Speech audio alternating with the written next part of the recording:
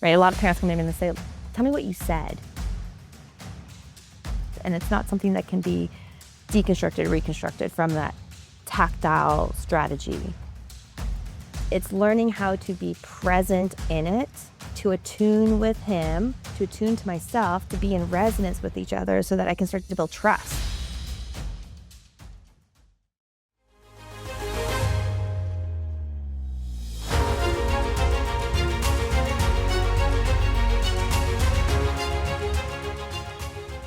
This episode is brought to you by the Arts Council for Monterey County.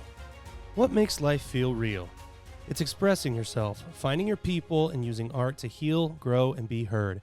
The Arts Council for Monterey County, Arts4MC, believes the arts benefit everyone.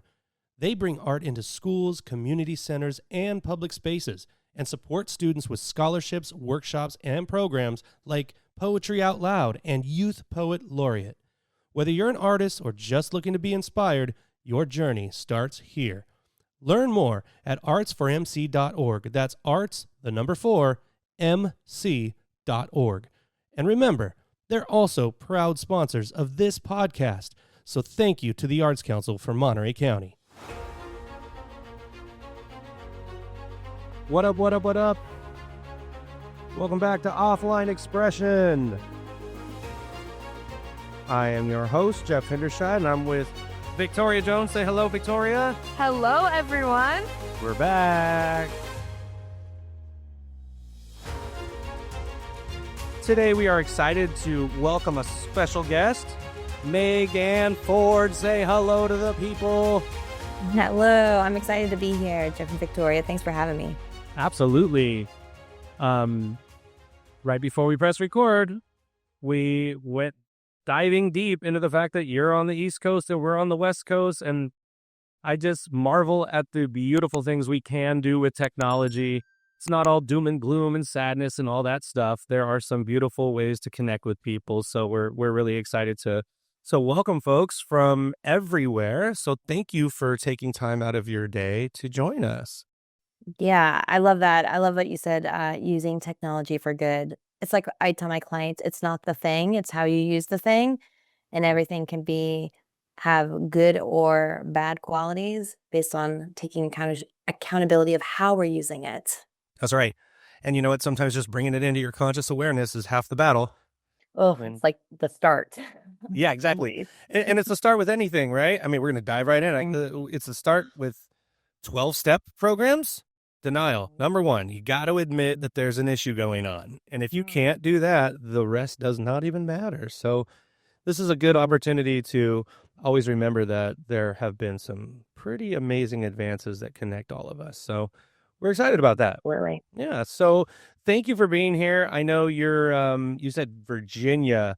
I had, my cousin lived in Richmond, Virginia for a while. And I think it was maybe 1 year, like he was working, and he said it was incredible. He said it was gorgeous. He said it was definitely hot in the summer. So I'm sure you guys are feeling that. I don't like humidity. So even though we're in Central California, the dry heat isn't as bad as the wet stuff. So Wetness. Yeah. I went to go let my dog out this morning, and all of the windows on the house were all like sweated over, and the whole door, we have a big wooden back door, and the whole back of the door was just like condensation over all of it. I was like, ew, gross. I grabbed it like on accident. I was like, oh, it's so gross. well, see, that's a perfect example of what we feel like, right? What you're seeing on the door is what happens to our skin when you go out in that stuff. Brutal.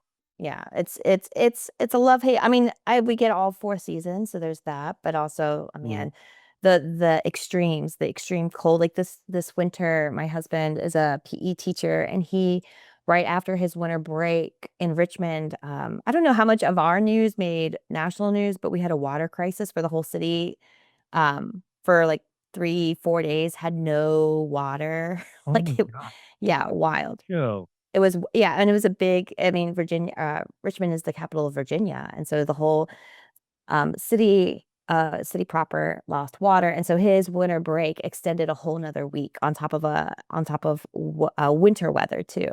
And so the kids got like an extra like 3 weeks of winter break because of the chaos that was happening. Wow. And so it's like in those moments you're like, oh, I can't wait for summer. But now, like, because we're in the heat of it, we're like, oh, I can't wait for winter. I'm like, wait, no, we don't like extremes. That's what's happening here. Exactly. That's the big trade off, though. You're right. We do not get, well, I mean, I guess we get fall. Yeah, but it's not like so cold that you're gonna die in the fall. I feel like any day of our winter you can go out without a jacket and you'll be cold, but you're not gonna be like, I'm gonna die of cold right now. Like there's no snow, it's not that cold. Right. Yeah, that's a good point. I think all winter, the most I ever put on was like a zip up hoodie. And so Yeah. I know we're complaining about something that's not real. You're right, Victoria. But you know what's interesting about even just this conversation? It's all like our life experience is all contextualized to what our environment is set up to support. So I have a sister who lives in Minnesota, and when we were out of school because of, threats of icy weather, my sister in Minnesota is like, I mean, in Minnesota, and I'm like, yeah, because you have the infrastructure and supports to keep everybody safe in that environment. Your drivers have practiced driving in that. Here in Richmond, that's not the case. And No. so it's not it's a fool's mission to compare, and it's like a mute point to compare versus connecting, which is so much more powerful to be like, oh, that experience, it makes sense why that experience is hard for you, or it makes sense why that experience is not hard for you because you have different infrastructure that sometimes is just blind. Like you don't even see it because you're so used to it. And we forget like that's not how everyone is living. That's not how everyone's supports are set up. That's not how everyone's experience is. And it's Right. more noble work to connect and listen and validate and learn from the other person versus just being like, oh, all of our assumptions of what it should Right. be or shouldn't be or comparisons, judgments, Right. all that stuff. Like it's muddy. It is Like when she muddy. starts that, I'm like, ugh, I'm not even entertaining this Right. conversation And anymore. once you move to a new place, just like anything else, there's a transitional period. It's hard at first, and then it gets easier, and then you don't notice it because that's just your environment and where you live. So, Yeah. well, either way, yeah, because I lived in Southern California for 10 years, and it gets pretty humid down there. I mean, it's nothing like the East Coast, surely, but it's still humid. And you learn about yourself as well, right? Like dry heat, I'm good. I don't mind it, but the taking a shower, getting ready, walking out of AC and feeling like you're taking another shower, walking to the car is the brutal part. Over here, we do get fall because, obviously the leaves change colors, they fall and it's beautiful and all that stuff, but it's still really warm from the summer months. And then, um, the California story is we need rain, the drought stuff, Mhm. right? So when it starts to rain, so many people, especially in our little agricultural area that we're in, are celebrating big time. They're Mhm. like, "Oh, it's going to rain today." A lot of times people are like, "Ugh, man." And everyone else is like, "We need it. It needs to rain every day this week, please." So, Yeah. I have a parent coaching client who actually they just recently moved from East Coast to West Coast, and on one of our calls together, she said, just so you know, it's raining here, so that might mean that my internet goes out. And she was like, I know, it's crazy, but like here in once the rain hits, it's like the snow in the West Coast or East Coast is rain in the West Coast. And I was like, oh, cool, like interesting. But like, yeah. just learning that, learning like here's your limits, here's where you're at, and here's the elements and the circumstances to play in. Right. Mm. We had a guest recently, I don't know, maybe a couple months ago now, um, Andy West, and she's located on the east side of Australia.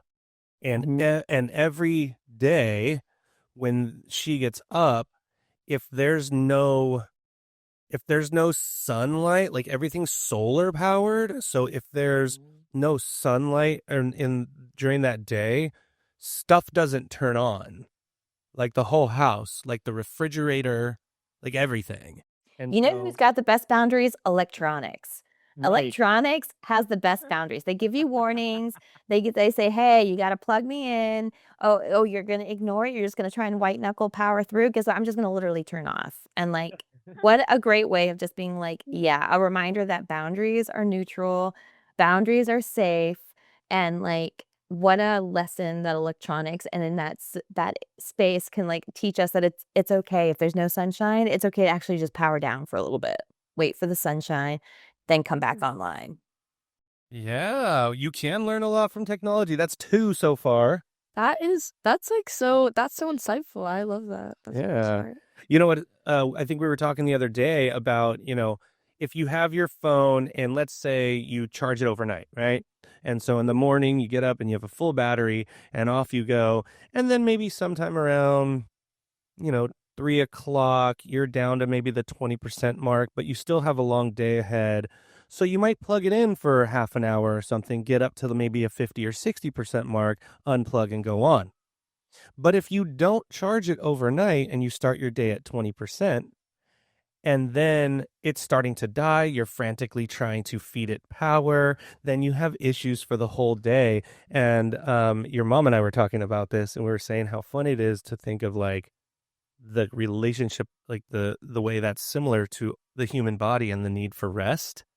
So if you rest, you have a lot of power, maybe power up again that afternoon, and you're going to make it through your day. But if you don't, you might start your day and be struggling trying to keep that power. Are you ready to make this connection I am. from weather comparisons to this is how easy is it to compare your battery to someone else's battery, unknowing that maybe they're at a 25, so they need to lower demands, they need to go slower, they need to do less, they need to have more rest. But your expectation of like, no, but this is what we need to do. Like we have to do these things. We have to go somewhere. We have to, like we, especially, I'm going to bring it again to contextualize it back to my specialty of like parent child, how easy it is that a child who's going through transitions, going through developments, going through all types of volatile internal weather days, volatile, like changing emotional batteries. Mhm. But a parent adult lens is like, no, but we still need to do X, Y, and Z, this very logical base, and how that can create clashes if we're not slowing down, connecting, staying attuned to each other, Mhm. making space for intentional rest, where we're just push, push, push, push, push, because that's what we need to do.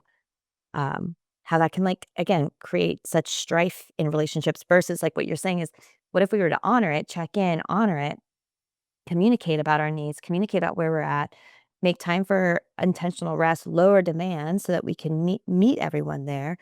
How much more harmony and enjoyment and safety. I mean, think that's like the big word that comes up for me is like safety in that space. That is another great analogy. I Mhm. like it.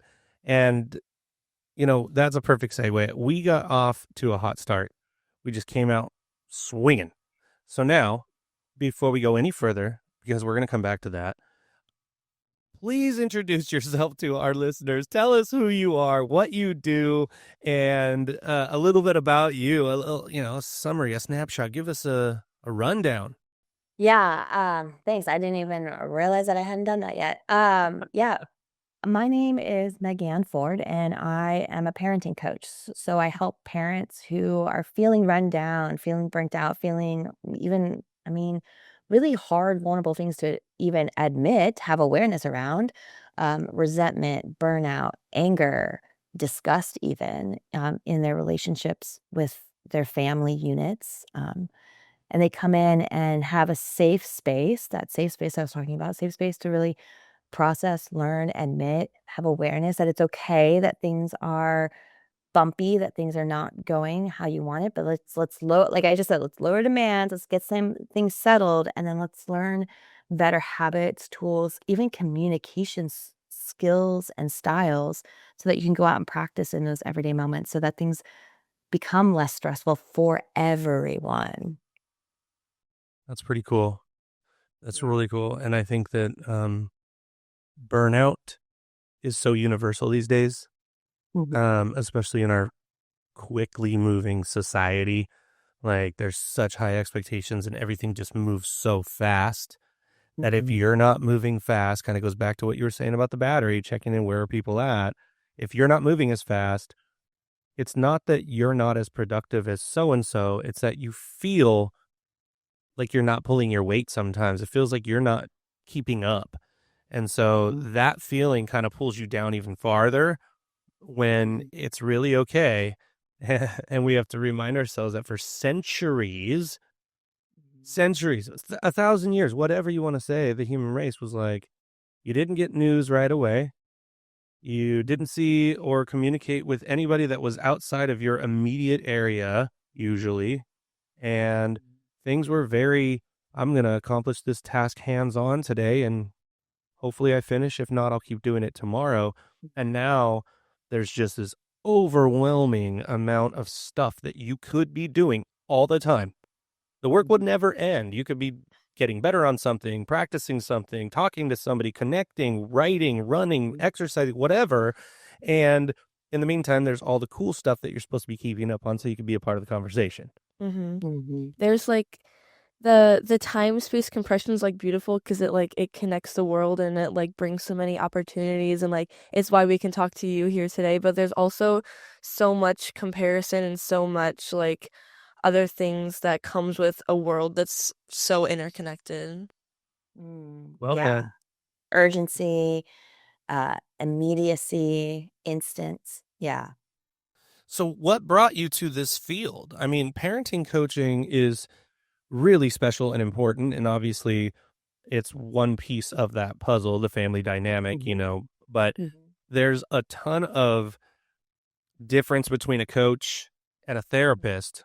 But then when you're in the real world conversations, there's a lot of similarities, right? It may not have the perfect modality of a therapist might use, but the conversations and communications are very similar. So you have to have some sort of drive and understanding of that complex stuff. So what was yours, and how did you come to this? Yeah, I kind of yeah, what a great question. I kind of say that I came into it backwards. Meaning I how do I want to say this? Well, I'll just rip off the band-aid first. I'm not a parent myself, which is like always the first like, wait, you teach parenting, but you're not a parent. Um, I mean, I won't open that can of worms, but yeah, no, I'm not a parent myself. However, I have been helping parents raise their children for over 23 years. So I have experience in um, learning, studying child development, psychology, neuroscience, understanding how our emotions work, teaching emotions to children, holding that space with children. And now I do that work with parents. So 9 years ago, Be Kind Coaching just celebrated their 9-year birthday. And so 9 years ago, I actually left the classroom. I was in the classroom for 14 years and left the classroom because I was feeling, well, I was feeling a lot of burnout amongst the other adults that I taught with, where we would sit in the same trainings, we would read the same books, we would have the same mission, vision, values. However, their old patterns and their old habits kept coming up, and it was draining. The negativity that I felt and absorbed was just like too much. Where I called making my classroom an island. I would hurry the kids in and I'd shut the door and I would just be like, and here is our safe space. And I was coming home from winter break one day and I told my husband, I don't want to go back to school. And he was like, what? Like he was shocked because like as soon as I was 18, I was in college and on this track and like had always worked full time with kids. I had always like I was you're so good with it. What is this? But like what? It was just shocking. And I was like, I just can't do it anymore. And he was like, is it the kids? And I was like, no. And he was like, is it the parents? I was like, no. He's like, what is it? And I was like, gosh, there's other teachers that I'm with that are just like, oh, like judging, critical, negative. And because they had been at that school longer, it was just the culture, it was the environment, it was the weather system. Like I didn't like the climate. I needed to move. And he said, well, what is it that you would love to do? And I was like, man, you know what my favorite thing to do is like when a parent comes to me and says, like, my kid won't clean up their toys. My kid won't go to bed. My kid won't put on their shoes. My kids, won't be nice to their siblings. And I'm like, yes, they will. They will. They have that capability. They have that drive. They want. The question that we need to be asking is not if they will, it's how. How can we? How can we change? We, the adults, how do we need to change to support them to feel safe to learn those skills and build those skills? My husband, the genius he is, he said, well, why don't you just do that then? And I was like, why don't I just do that then? Like, that's not even a job. are you talking about? And I like so was like gruff and like Googled how to help parents be better parents. And I was like, become a parent coach. And I was like, oh my gosh, this is a thing. This is a thing. Like I could do this. And then I started telling the people who are close, the parents in my classroom, and they're like, oh my gosh, yes, MegAnne, this is a thing. And like you'd be great at it. And so that's how I started. Then that summer I left the classroom and dug in 2016 was when I started, right? Is that the right math? 2017? No, 2016. And yeah, I've been doing that ever since, helping grow programs and coaching parents on learning these skills that, parents go into a blind. They go in and if they don't have a background in this themselves, they're relying on the tools and habits and memories that they inherited, the patterns that they inherited from their own upbringing. And learning about what's developmentally appropriate, learning about developmental skills and stages, and just what is appropriate behavior and developmentally appropriate behavior, and how to respond to behavior, and how to regulate our own emotions to support child. I mean, it's like it like goes very into like areas that are like whoa, overwhelming very quickly Right. when you haven't had a space to say, hey, guess what? We're actually going to tell you about all of the invisible work that goes into being in a relationship with a developing child. Wow. So, um, Victoria's mom is a teacher. And is a really, really good one. You guys would get along, I think, very well, don't you think? Yeah, definitely. And she talks about this, and I've worked at a lot of different schools and I've worked with kids forever as well. And I was a social worker for many, many years. And you resonate with me when you say it's not the ones that you're working with, your clients or your students or whatever. And it's not even the ones in their immediate circle. It's the broken system and the cogs within it that have become damaged by that broken system to a point of they're just fighting for their own life in a lot of ways. And that's coming out in these really intense self-preservation defense mechanism ways. And they're taking it out on the closest people with them every day. And then when you're at a school, that's kids. Just the kids. And that's like that's the space where I always worked in early childhood. And so we'd be in meetings and people would be complaining. And I'd be like, are we asking 3-year-olds to better manage this than adults? Like that Right. doesn't even make sense. How are we asking a 3-year-old to not have a tantrum if you, as their teacher, are in this meeting with other adults essentially having a tantrum, right? Like, can we call it out what it is? And like, woo, adults do not like that. They do No, not they like don't. it. They don't like it, right? And They it's call it venting, right? right, right, I'm just right, venting. right. Okay. You're And spewing a lot of negative words and energy that you're doing, yeah, right? and then we get stuck in it. What happens is that when we get stuck in it, it creates this fog, and that fog carries us into the classroom. And then a child who is essentially the person who is in r- the power dynamic, who needs to be only receiving care, not be giving care to an adult, right? They need to be receiving the care when they are in a mode to receive the care. But if the adult has so much fog and resentment and anger and disgust, then they're going to be cut off from that. And so the child's need doesn't get met. The adult's need doesn't get met. And then the whole classroom unit starts to tank because now the kids Mhm. who are watching, like, whoa, don't go next to that kid. Like that kid gets in trouble. That kid's the troublemaker, right? And it just starts these negative patterns as early as 2, 3, 4, like even before they enter a traditional school system. Right. And it's like, oh man, once we talk about that stuff, it's like, ooh, that's dark and that's icky and that's shadowy and like that's not fun. And I don't think that anyone gets into teaching or like parents. I don't think anyone gets into parenting to become a parent, gets into parenting, becomes a parent, you know, fully even looking at that side, right? Saying like, hey, it's not just the curriculum, it's not just the car seats, it's not just the schedules. It's like, hey, all this other thing, again, that's invisible. Like, are you supported in navigating that? Have you yourself ever experienced that Right. so that Yeah. you can give it? You're hitting on a lot of really good points. And um, first of all, you mentioned, I myself am not a parent, and people were often saying like, "Wait a minute, how can you coach this or whatever?" Blah blah. Blah. I think people can coach anything, whether you've done it or not. In that regard, if you have a passion for it and um, you have an aptitude towards it. You know what I mean?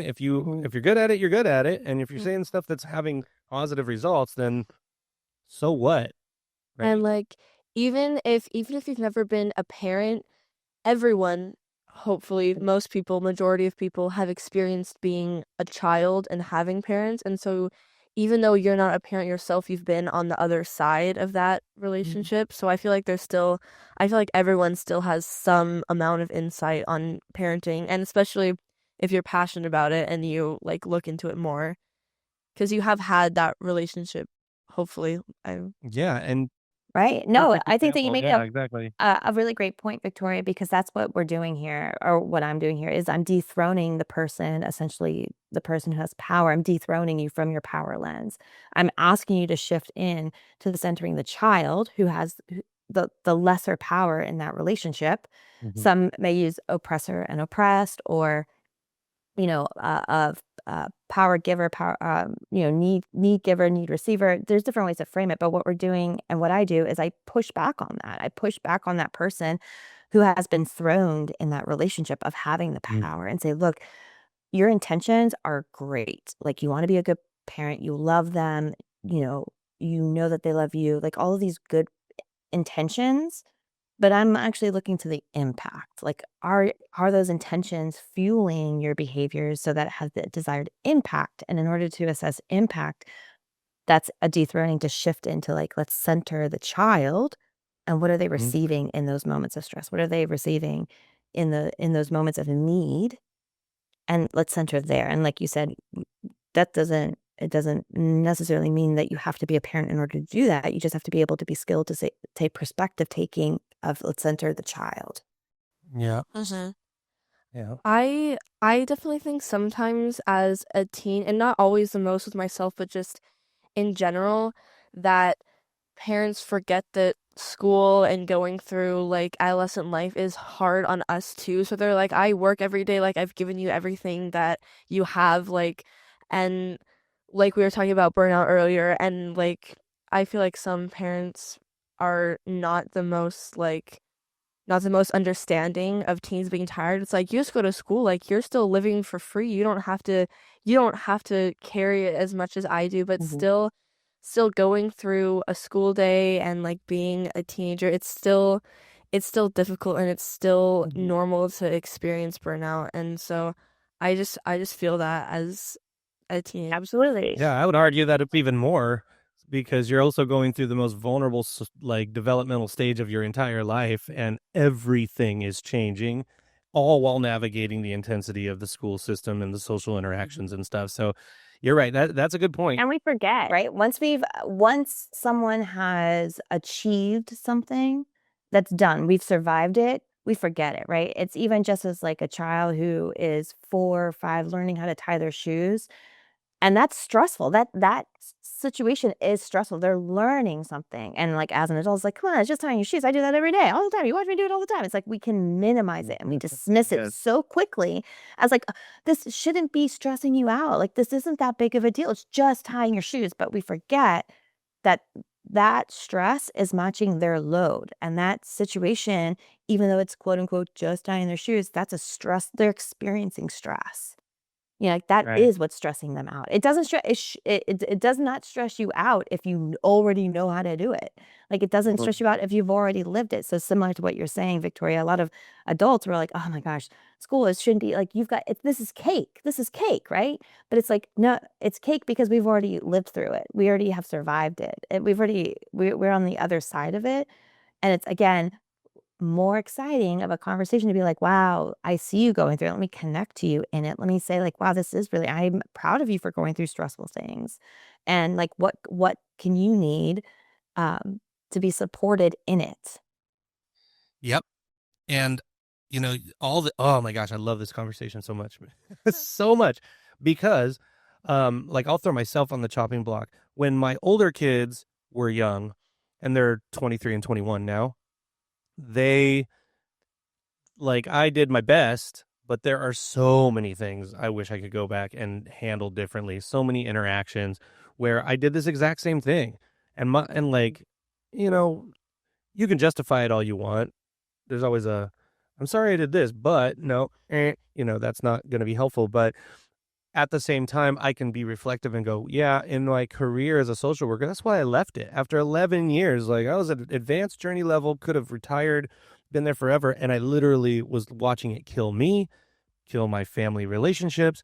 Just, it was destroying everything. And I'm like, I don't actually have to do that. Very similar to what you were saying with the teaching thing. It's like, I could do something different that could be just as rewarding and helpful. But when I was in it was so hard to see the forest through the trees. And those kids were my first experience as a parent. And I was, dealing with other family issues in the home that were really difficult. So there was lots of those moments that kind of like Victoria's mentioning where it was, and also let's talk about like how that comes to be, right? When you're a child, you emulate what you were taught and what you watched and what you learned. And my mom is incredible. She is a phenomenal person. We're very, very close.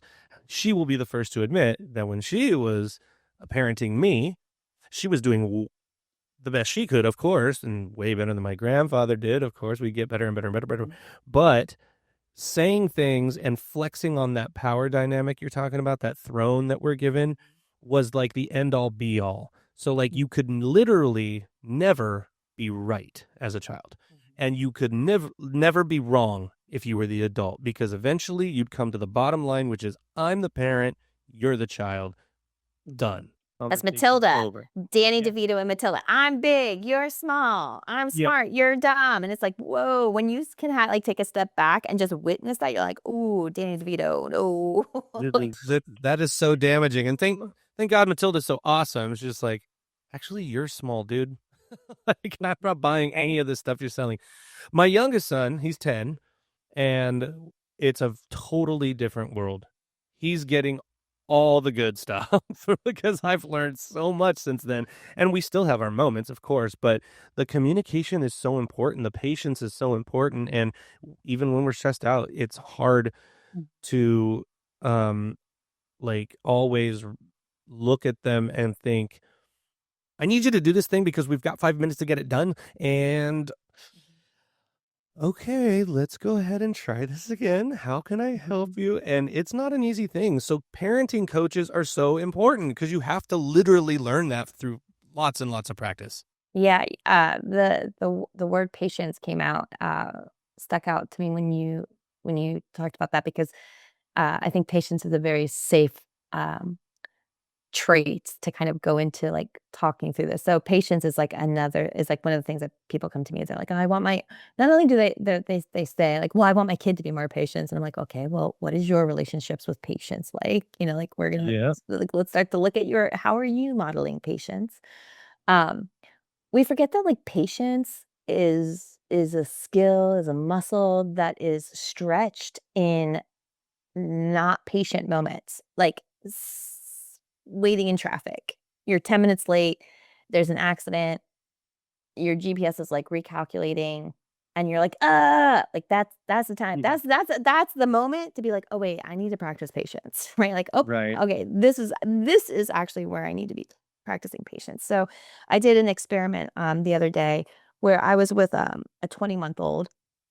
And at 20 months is this time when they're separating, and they they can walk, they can talk, and they're starting to say no. And so it's this time in development where they're intentionally starting to separate, right? They start to test boundaries. What do adults call it? They say, oh, it's the terrible twos. Oh, he's stepping into the terrible twos. It's like, gosh, can you imagine if I'm like, well, you're stepping into your horrible 40s, Right. nobody would Stop say that, but labeling it as right, terrible, right, right? or labeling it, but it's no, this is what they need to be doing, right? So I'm taking Normal this too. lens. Yeah, it's normal. This is normal. They not only do you want them to do it, they should be doing it. It's a sign of safety for them to be saying no and testing. But anyways, we're heading into nap time. I'm gonna go change his diaper, and so I'm like, hey bud, this is something I'm practicing with him since he was 9 months old. I'm ready when you're ready. I'm not gonna chase you for a diaper. I'm not gonna pick you up. I'm gonna wait until you come to me. I'm going to, bring him towards me. Right. But now he's testing. So I said, okay, time for a diaper change. I'm ready when you're ready. And he bolts to the other side of the room. And I was like, like, this isn't what we normally do. So it's like different. I start to feel me stuck in traffic because I'm like, it's nap time. Like, we gotta, like, what are we doing here? What are we doing, kid? And so you know what I did? I set my stopwatch on my phone. I said, you know what? I'm just gonna see how long this takes. Oh, interesting. I sat there. I said, I gave myself a moment. I said, all right, I'm feeling anger. I'm connected to it, right? I'm connected to, I'm like, wow, I'm feeling anger. I'm feeling irritation, annoyance. Like, okay, this is me to slow down. Like, let him run. Me slow down. Lean into the practice. Like, you're ready when he's ready. He's not ready yet. He's showing you he's not ready yet. Okay, trust that this will be fine. Like, we got this. So I bring my gaze down to the diaper, set the timer. He bolts. I'm not looking at him. He's safe. How long do you think? How long do you think it took? 40 seconds. 3 minutes. 17 seconds. Wow. 17 seconds. Wow. Right? Till he came back and he laid down. I was like, oh my gosh, thank you so much. I knew you'd be ready. Right? I know the cues, right? I don't need to reinforce it. Right? So we go upstairs. I'm like, wow, okay, 17 seconds. Now, if you were to ask me how long that took in that moment, it was not 17 seconds. In the 20 moment, minutes. it was like 20 years, really. Like, I thought, okay, well, you're going to die in that diaper, like, of messy, like, at old age, this will be the diaper you get married in. Like, that's my mind's like racing urgency instant. I need him to listen to, why is he not listening to me? Right? Like, those are all the old programming. How dare him not listen to me? Doesn't he know? Right? It's like, Danny DeVito mode, like, slow down. Tell myself, Yeah. how long do you have to give to this before you need to, like, intervene and do something else? And I had told myself, I will give this 5 minutes.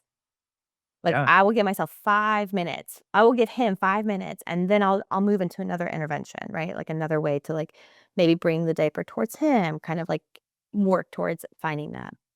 So we go upstairs, we're reading books, and same thing, he does it again.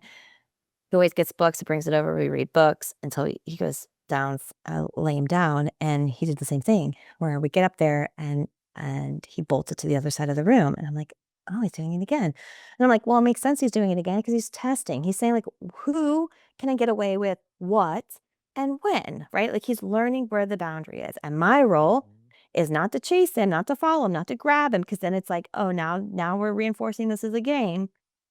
Stay put, stay focused on where I'm going to read the book. I'm going to do it. So again, set the timer, look at the books, wait. This is a time for patience. This is a time for me to practice patience. I'm modeling patience. That time it took 1 minute and 13 seconds. And it finally broke when I picked up a book that I knew that he would love to read and started reading it, and he came over and wanted to read it. And I was like, "Oh, you ready now?" "Yep, let's come." 1 minute and 13, where now it's still his choice. And like that time of urgency, again, I had just practiced it downstairs, so it was less reactive to me. I could give it more space even.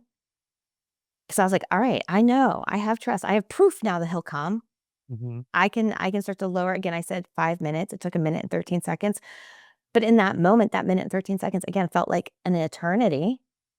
But that's because that was my edge of practicing patience. That was my edge of reinforcing it. That was my edge of saying, hey, this is what I'm doing to model, because I don't want to chase you every day. I don't want this to be a game. I don't want this. I want to extinguish it. And I don't extinguish it by making you stop running away.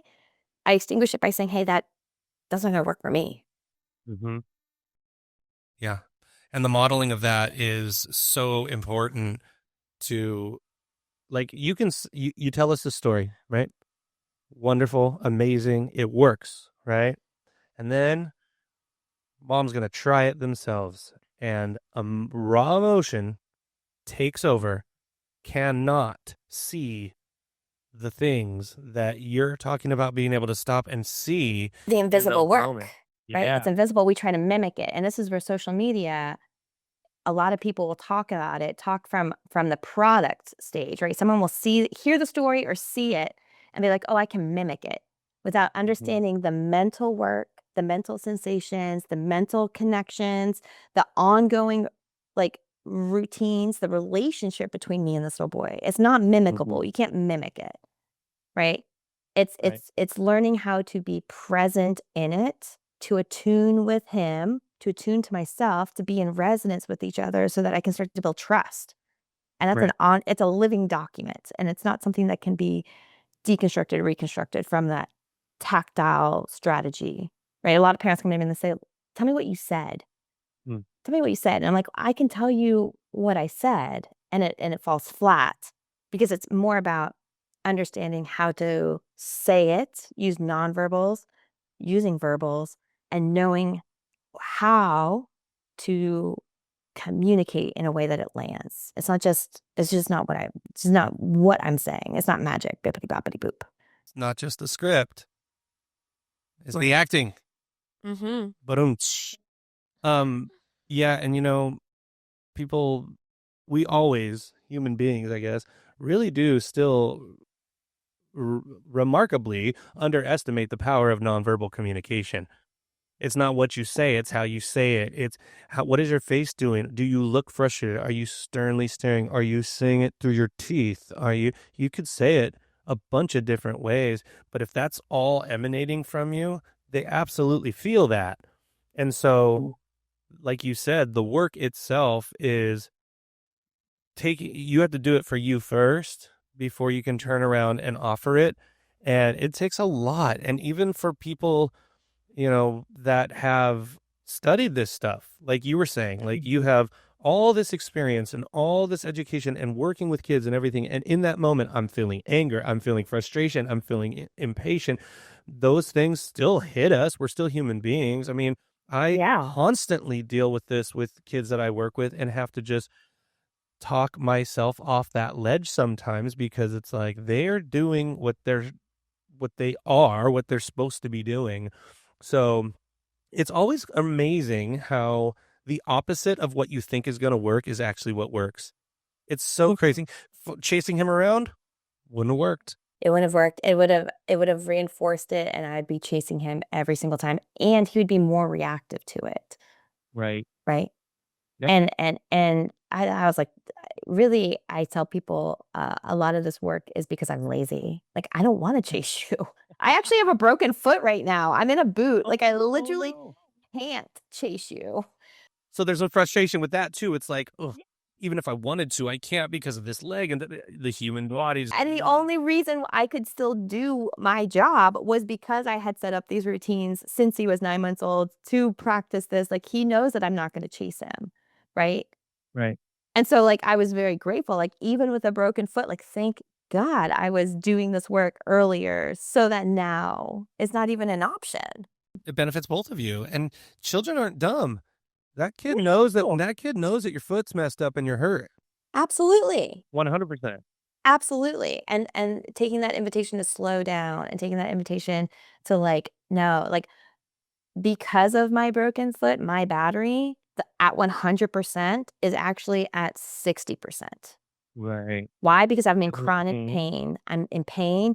I'm in nuisance. I'm in frustration all the time. I'm more sensitive to everything. Right? So my 100% is only 60%. And I know that about because I'm more sensitive to my needs. I'm more sensitive to this little boy running to the other side of the room and being like, oh gosh, I feel anger right now. Anger is coming up in me. I'm more sensitive to hearing it because that's my battery being like, girl, you got to plug in. Girl, you're hitting 25%, plug in. And I'm not like my phone because I'll just keep going. I'll keep going until it's like, yeah, we don't just set down. yeah. Like, I wish that I was just like power down, like I wish that I did that sometimes because it would save me a lot of repair.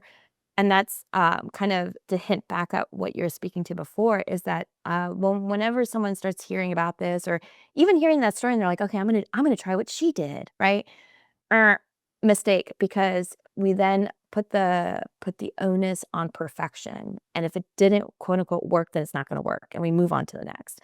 And that perfection is a gigantic myth. I mean, it's in all things. It's on stage, it's in parenting, it's in relationships, it's in any sort of learning school, right? Perfection or A grades, like ought to be seen as the product of the work, not the goal of the work. And Mm.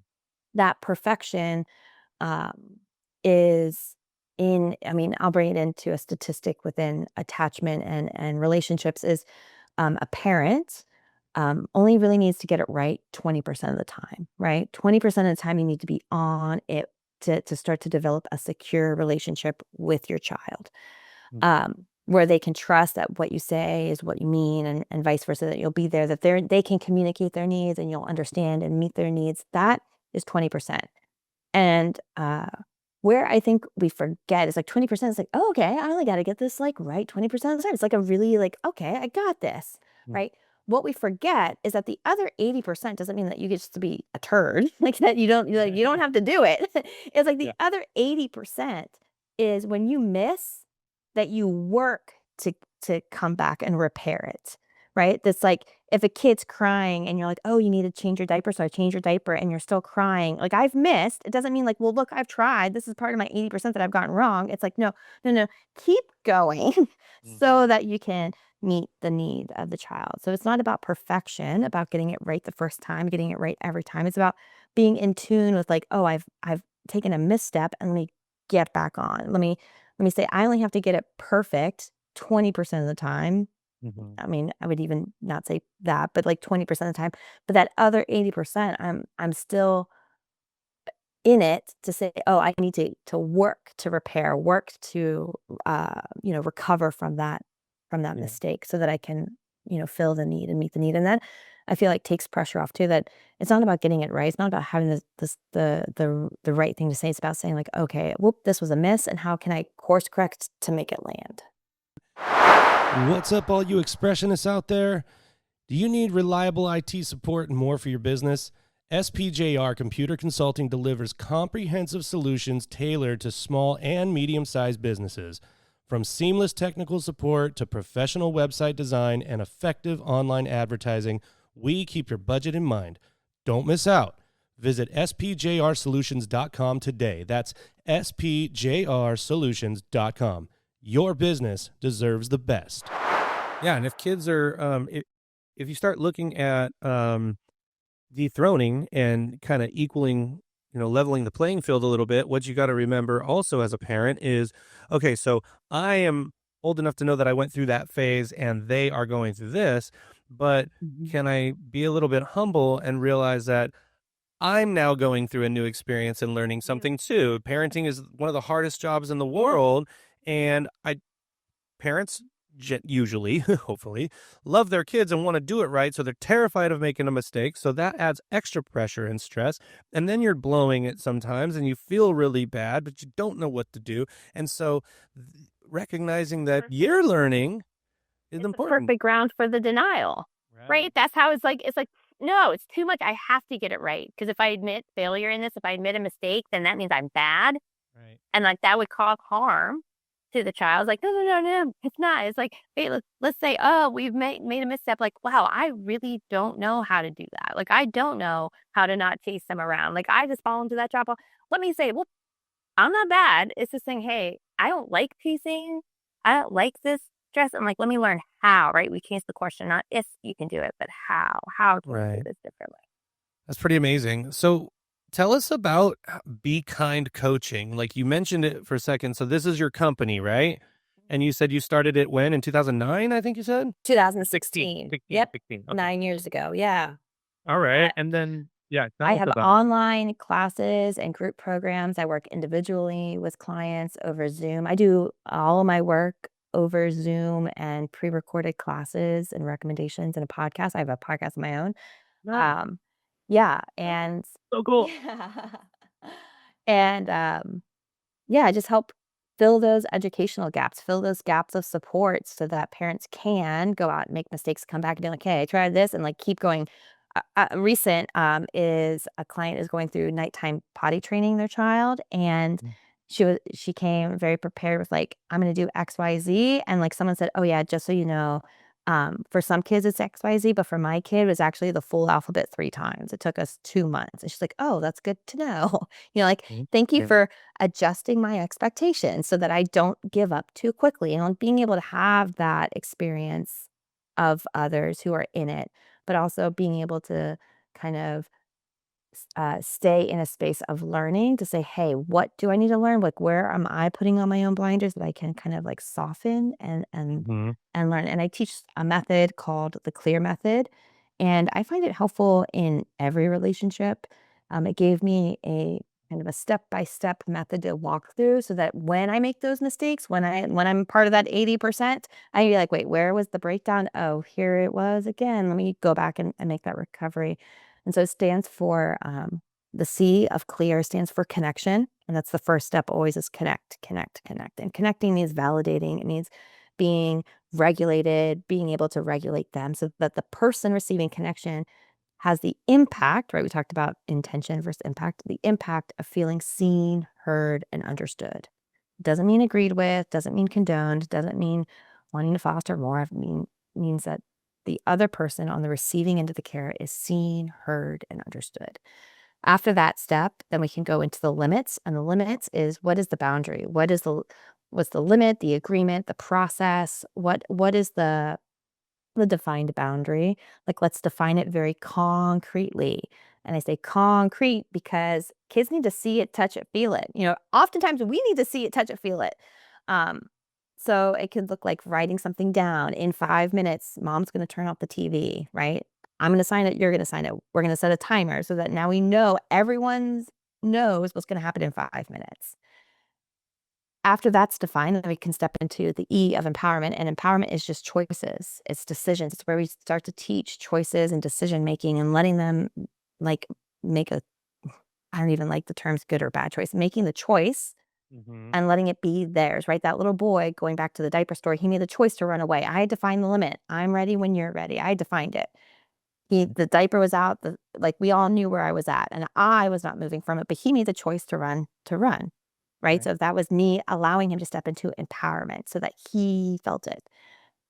After empowerment, after the choice and decision's been made, then we step into accountability. And accountability is what is the logical and natural consequence, right? And that's both ways. What's my consequence? What's his consequence? And how can we make it a safe space to experience and embrace that? Mhm. After accountability, then we can step into recovery or reinforcement or reconnection or repair or reiteration, all these ways to kind of reflect on the other side of that moment. And what that does, the R then puts us back into a state of connection. So now it's a flow. So now I can Mhm. start to be like, hey, where did I miss? Oh, you know what? I didn't tell him that it was diaper change. I just snuck up behind him and grabbed him and said, we're going to diaper, right? I missed over that connection step. Right? No wonder he flailed. No Mm. wonder he wanted to, bite me or kick me or hit me, right? He was mad. I interrupted Right. his play, right? It's like, oh, wait, I need to slow down. I need to connect first. And we are in a society that is very accustomed to two steps: the limit, accountability. I'm going to tell you what to do, and I'm going to punish you for doing it, or bribe you into doing it, or reward you for doing it. And it's that two-step system is very practiced, right? Yes, it's like a very narrow. It's like the operant conditioning method in a vacuum. Yes, exactly. That limit accountability. And really what the C.L.E.A.R method does is just softens to again bring that invisible work. Let's make it visible. Let's make it very concrete so that I can be like, what my clients do is they'll come and we'll write out the situation that happened, right? A moment of conflict, a moment of like where they were like, wow, that was part of the 80% that I got wrong and I got it epically wrong. And we're like, okay, let's write down. Like, tell me the news story, let's write it down. And then I say, get out a red marker and circle where's the connection. Where, get out an orange marker and circle the limit. Get out the green marker. Like, we go through it and it becomes very concrete which step was missed, which step we just kind of blew through. And now it's like, oh, now not everything's bad. It's not the whole picture's bad. It's like, oh, I'm just falling into that limit accountability trap again. And I really need to slow down and focus on connection. I'm very strong in these two spaces, but I need to really focus on choices and making that part of my practice. So it becomes a very accountable system that kind of I've learned that like it lowers the shame, it lowers the overwhelm, it lowers the burnout, and gives you a path. If I can just focus like here's what I need to focus on now, it allows me to ground quicker. I find that to be pretty helpful. It's a pretty useful acronym. Definitely. I feel like acronyms in this type of thing are so important because they're easy to remember. So because they're easy to remember, you don't have to know everything in the world. You don't have to read every parenting book that's ever been written. You don't have to go to seminars and know all and get all the information and overwhelm yourself. But if you have an acronym to where in each and every situation you can break that down no matter where you are, that is so much easier to follow, and it's consistent because it's the same, right? So Yeah. in every situation, you've got these 5 letters that can help you remember, where am I at? What did I miss? And another part of that is we are so hard on ourselves anyway as human beings. We're kind of wired for negativity in a lot of ways. So that used to hundreds of years ago, that was a self-preservation thing. You go into the woods, you're going to get killed if you're not head on a swivel. But now we have the ability to do some better self-talk, and we often forget to give ourselves credit for the things that we do. So sometimes I'll tell my students, I want you to write down everything that you accomplished today, no matter how small. I got out of bed when my alarm went off. I brushed my teeth. I made my bed. Whatever it is, no matter how small it is, because it feels like, well, I'm supposed to do that. But you don't give yourself credit for doing it, and that's something that can help build up some things throughout your day. Hey, I've done a lot today. I've done like 20 things and it's like noon. I'm killing it. I was gonna say this at the end, Jeff, when you normally say, like, is there anything else you want to say, Victoria? But earlier, but this is a perfect segue from what you're saying, is earlier, you said that you were talking in terms of like a parent talking to a child, but you said, I'm proud of you for experiencing that stress and going through it. And it was like making me tear up. It was like making me cry because like it's a nice thing for a parent to tell a child, but I feel like it's a nice thing to tell ourselves too. Totally agree. I know why I'm crying, but it's just like it just really touched me. Oh, thanks for sharing that with me. And I think I think that that's powerful that it lands. And I think that that's like proof that like it's not it's that you're feeling seen, right? You're feeling seen. I was like, God, thank you. That was really hard. Like that was really hard. Right. And like yeah, thanks for feeling safe enough to share that. You have to, and man, I always say you have to, and then I'm like, don't do that. That's very forceful. But it is so important to get to a place to where you can be your own cheerleader. And it's so hard to do. It's the very first thing I cover with all of my psychology students. You've got to try these little things to become your own best friend. This person between your ears is going with you everywhere you go. You will not escape them. And if you guys don't have a good relationship, life's going to be harder. If you have a really good relationship, life's better. I can promise you that. And it's better because when you trust that person and you give them credit for what they do and you're proud of them and you tell them that you care about them and the things that they do are important, they do more important things to be proud of. They treat others and their relationships get better. They treat everybody else that way because you treat yourself that way. You're modeling it to your own subconscious and your conscious brain. And so, but it's the easiest step to forget. It's the easiest. We skip connection. We skip Skip connection. connection. There you go. We skip connection and we forget recovery. We just skip right over it, right? And we skip it and we skip it because it was skipped for us. And so it's everything that you just said, Jeff. Like you have to, it's required. It's like, and are you doing that with your kid? Are you modeling, not telling them? Because again, nonverbals speak louder than verbals. I can tell you all the things, but if I'm not showing you that I'm doing that, if I'm not pouring out a cup of milk and letting it spread and being like, oh, whoops, that was a mistake. I'm a good person. Let me go clean it up. Or am I being like, oh man, again, oh, I always do this, right? Right. Like that, both of those scenarios, which one is giving you the permission to like do the same, right? And it's like, we can say it, but really stepping into embodying it and doing it, man, it's a whole different ball game. It's a whole different, but man, that will make such a better resonance. It'll make it such a bigger impact. That's why lists I find are So important. And it's amazing. I've only learned that a billion times in my life. And yet, why am I forgetting to make a list? And then finally I make one. I'm like, oh, yeah, this is really helpful. But, all these things are little mentory things that I've learned from other Yeah. people that really know what they're doing. And so it was just some random training when I was a social worker where this guy said, I want you to take out a pencil and write down everything you did today, no matter what it was.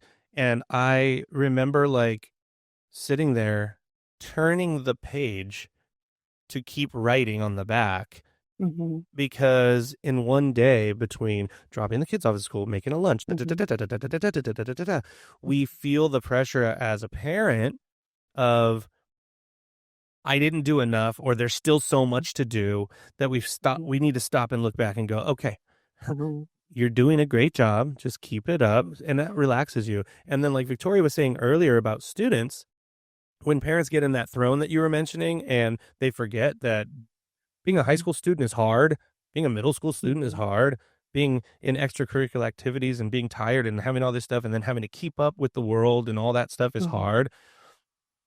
Ask them, make a list of all the things you did, and I'll do the same. It's an exercise you could do anywhere and together or on your own. And I think that it's really powerful because saying it sometimes it's a momentary thing, but having something you can look at and go, "Oh yeah," it can remind you all day long.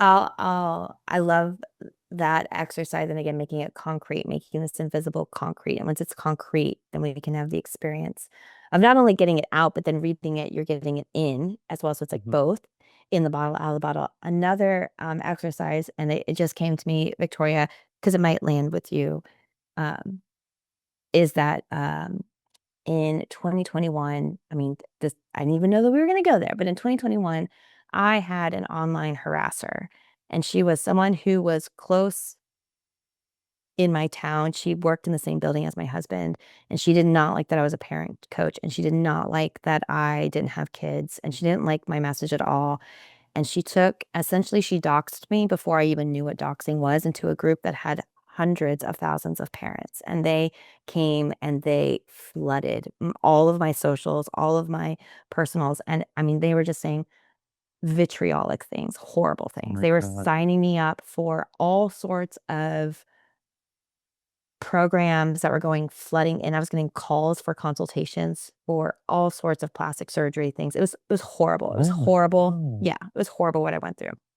I got myself into spaces of love and support because all that did was confirm all of those negative things. And I was in one of these meditations, and what came up was I had to search for a word in my body and I had to search for what it said, what essentially the meaning of it. And the word bully was attached to my heart in this meditation. And I was like, I don't even know what that means.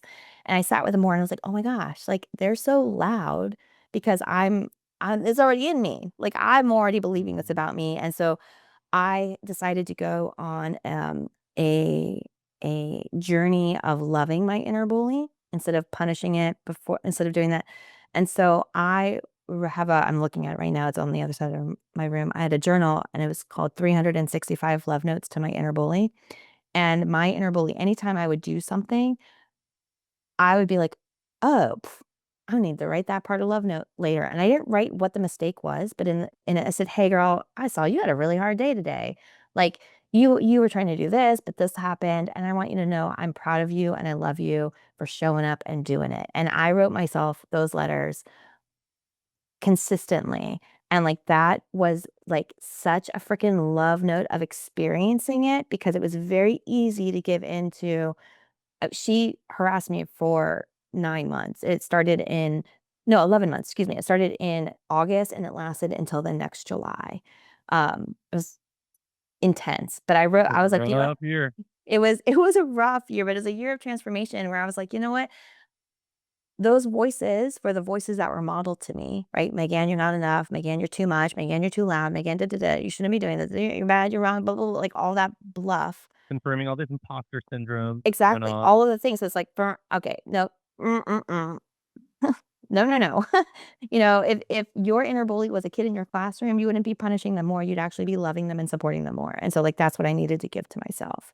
And so, going and making that just like your exercise of like writing all the things you did, like writing this exercise of like, if I loop it back into theater. If I had a bad performance, I thought it'd be like, hey, yeah, you missed the mark for where you wanted to be, but I'm really proud because you got up there and you did this and you practiced and you did this, and I'm so proud of you, even though you made the mistake, even though you forgot your lines, even though you stumbled and tripped, even though, like, did you see your such and such face? They were so proud of you. Like, really forcing myself to sit with myself and, like, offer myself that love. You have, yeah. It had to be an active process because I did not receive it. I did not receive it. It feels awkward and clunky at first. It does. It's uncomfortable. Like, it's really uncomfortable. There's so many times when, I since you're going there, we'll go there. First of all, thank you for sharing that. I know that must have been an awful time, and I'm so glad that you came through the other end with such, wonderful pieces of wisdom and like some self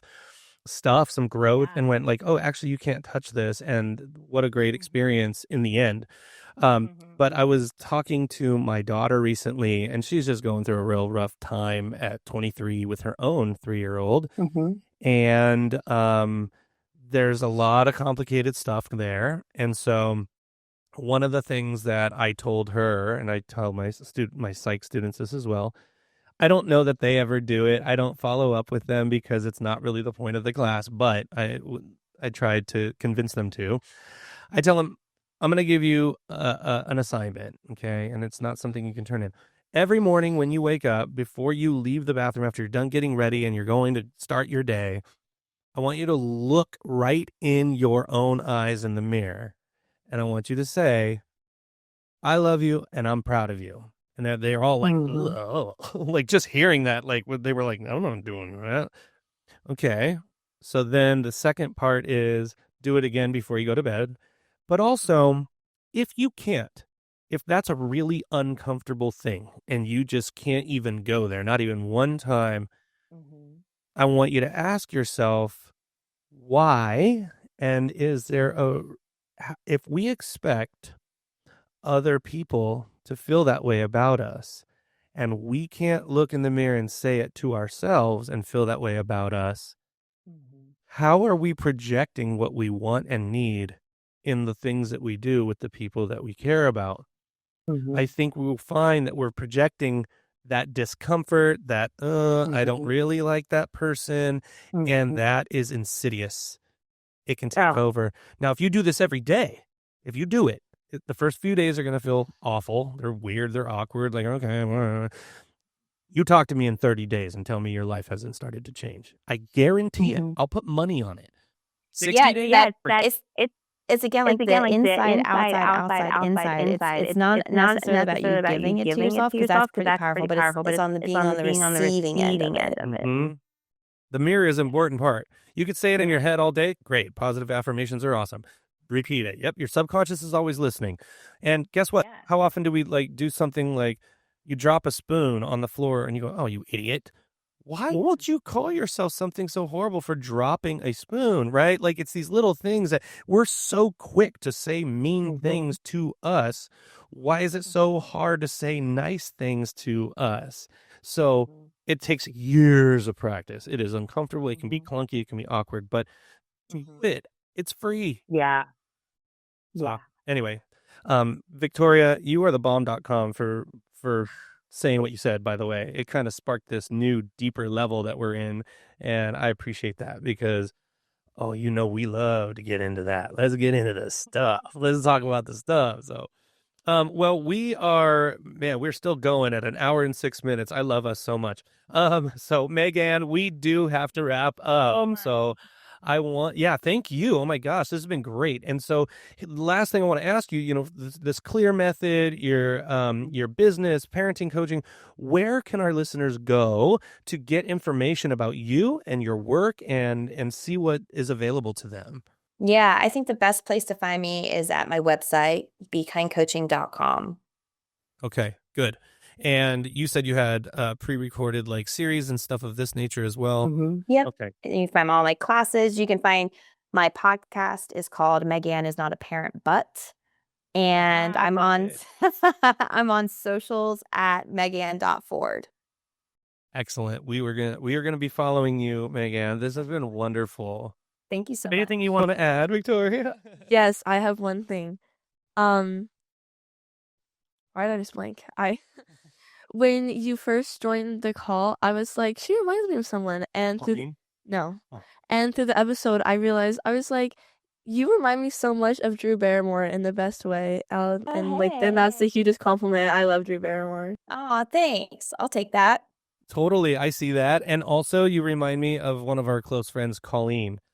Like, I see that. you kind of have a very calming articulation about you that, like, I love talking to Colleen because she always makes me feel like more grounded when I'm like all around, you know. Those are So, huge compliments. Thank you.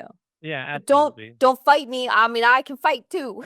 That's right. I'm a gangster. I love, by the way, I love that you took that painful situation and made a podcast out of it. You just put it right back out there. Like, boom. That is totally Yeah. brilliant. Big Yeah, fan, big fan. that was the purpose of it.